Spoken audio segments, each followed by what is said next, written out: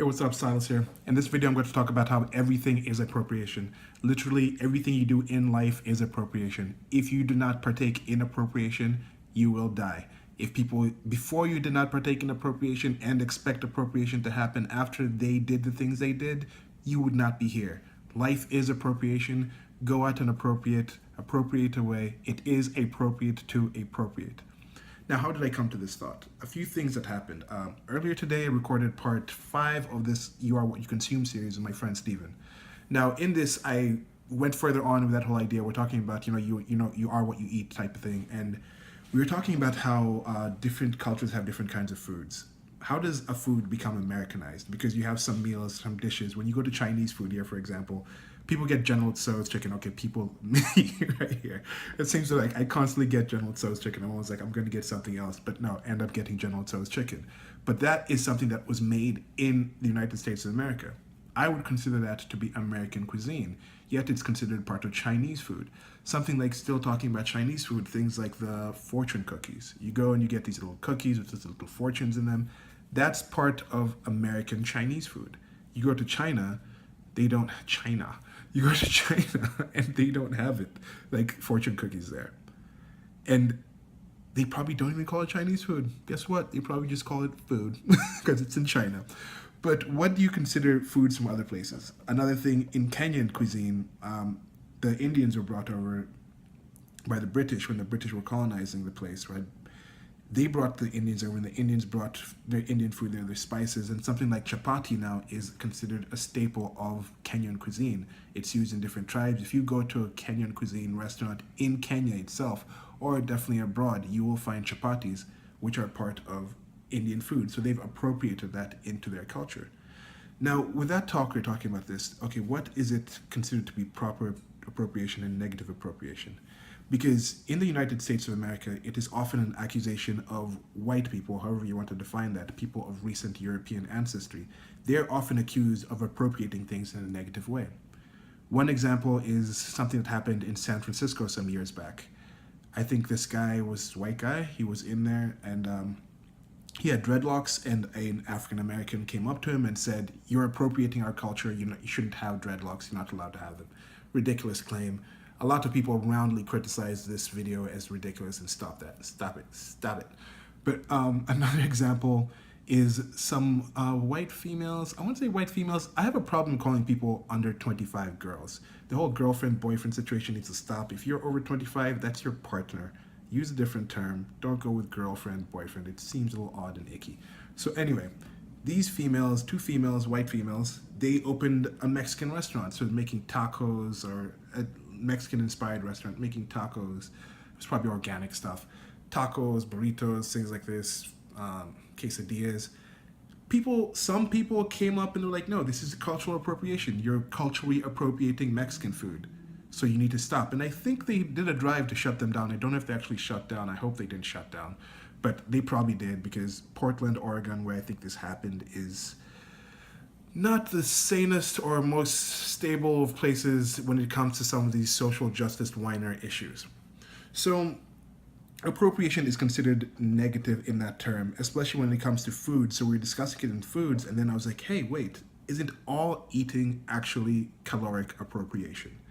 The process of eating itself, you're taking energy that's stored in a plant or animal matter, ingesting it and appropriating those calories for yourself, so you can go out and do other things that other people will then also appropriate for themselves. So it's a circle of appropriation. Cycle. Is it circle or cycle? What do they normally say? Cycle, because it's not always a definitely circle. Sometimes it can be a triangle. But anyway, so the cycle of appropriation goes on and on and on. And I was thinking, yeah, everything is appropriation. Eating is caloric appropriation. If you're eating an onion, that onion was put in the ground, and then it had this little shoots coming out, and the shoots came out, and they were getting the solar energy from the sun, appropriating that vitamin D and all that, and putting it into the tuber, into the little root. The root itself was taking in minerals and water from the soil around it, and appropriating that energy into itself, storing it in there, and then now some farmer came out or somebody came out, pulled that out, now it's on your plate. Now you are appropriating that energy that was stored in this plant into yourself, and now, hey, You've appropriated that, and now you can go out and appropriately be alive and do a whole lot of other things that other people might find appropriate to appropriate. So I was thinking, what is the actual definition of appropriation? I wanted to get this so I can share it with you guys because, yeah, more appropriation of information. So the actual origin of appropriation is from a Latin term from 1515 to 1525. So late Latin, appropriatus, made one's own. The past participle of appropriare, which is equivalent to the Latin ap plus proprius, which is one's own, plus atus, which is eight. And you see, even from the original, I hadn't actually seen this before, but I guess you can kind of tell with some of these things if you know certain experiences in the way this structure is. But yeah, that atus aspect there, one's own, eight, that's part of the definition, to make something your own that you eat. So some other definitions of it are the suitable or fitting for a particular purpose, person, or occasion. Is something appropriate to do in a certain time? Now, when it comes to this, is that something appropriate to do? I think that is the key part. Don't focus on the whole to steal, especially to commit petty theft type thing, or to take without permission or consent, seize, expropriate, which I think is what most people are using when they accuse other people of cultural appropriation. But I'd like to think, is it more appropriate to do? If you walk into someone's house and somebody gives you a meal, puts the food in front of you, it is appropriate to appropriate those calories. If you just break into somebody's house and go into their fridge and take their food, that is not appropriate to appropriate those calories. Both things are appropriation. I think the key part is it appropriate? Now, after we recorded this video, which I will upload that soon, we went down to the DACA protest, which is a situation of a lot of people finding it very inappropriate that Donald J. Trump, the current president of the United States, decided to rescind an executive order that President Obama made. This executive order that former President Obama made was something that people in Congress, whether it was the Democrats, the Republicans in there, people in the Senate, they didn't feel was appropriate to fit what the Constitution said about illegal immigration.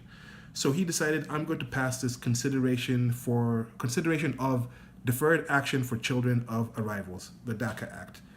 Essentially, this action said, yes, your parents came here illegally and brought you with them. You might have been here, in some cases, people are up to 25 years. I think the average age of the people involved in this DACA, these dreamers, these so-called dreamers, the average age of the people is 22.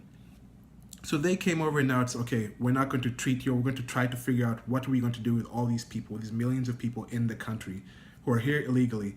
And the punishment by the law for being here illegally is deportation. So what are we going to do with these people that grew up here?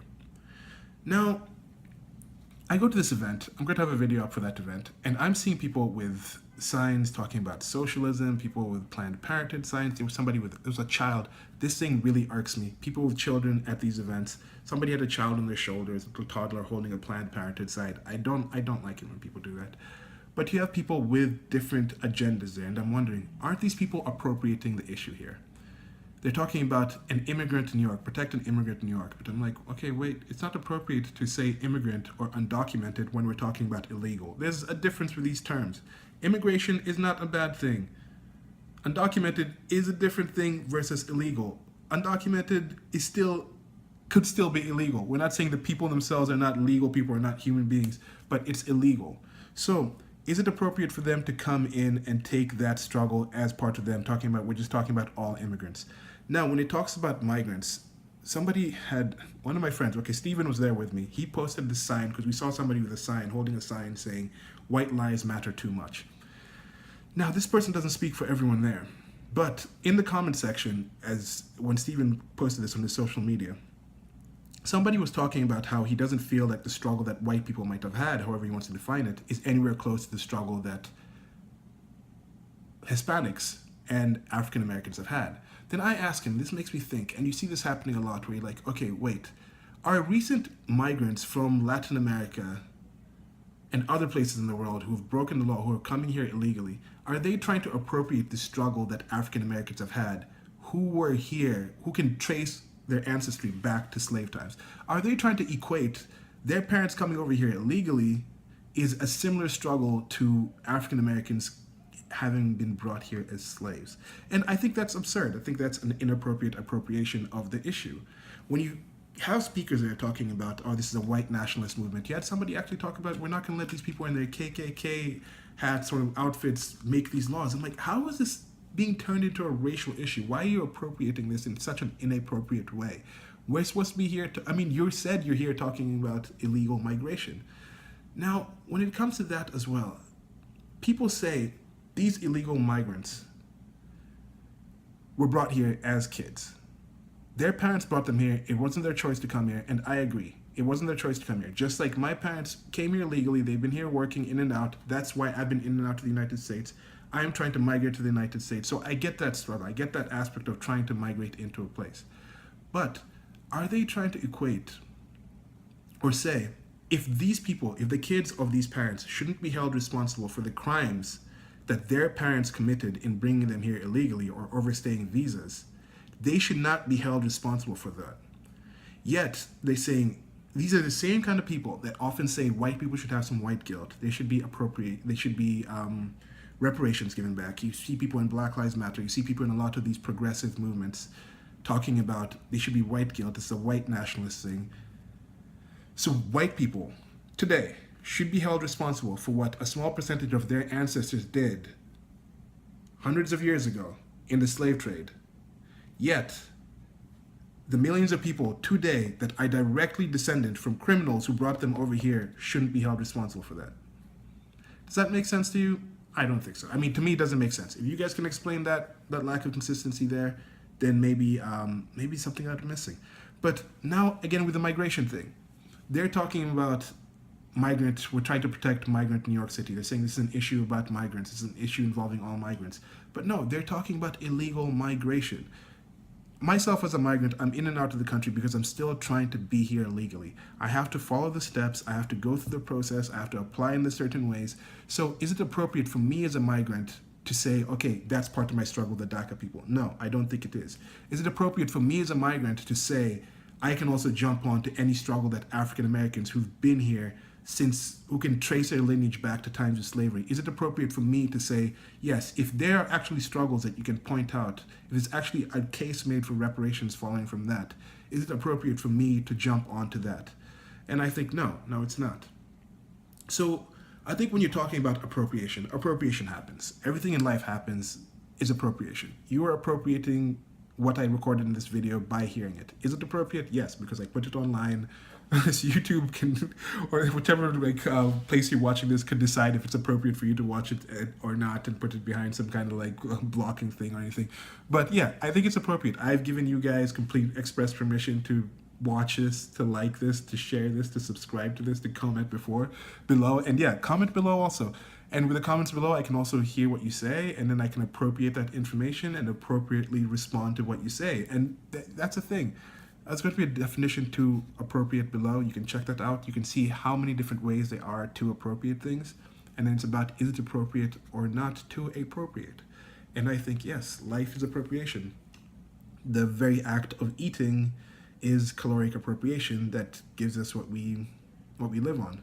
Our parents made the appropriate decisions to have us and teach us our lives, teach us language, teach us ways to eat, teach us lives to have, teach us ways to do things, and that was appropriate, and that was us appropriating their knowledge. Like, you don't consider it appropriation if somebody teaches you something, so I don't think you should necessarily consider it appropriation if somebody learns from you. But yeah, so let me know what you guys think, and that's the video for today.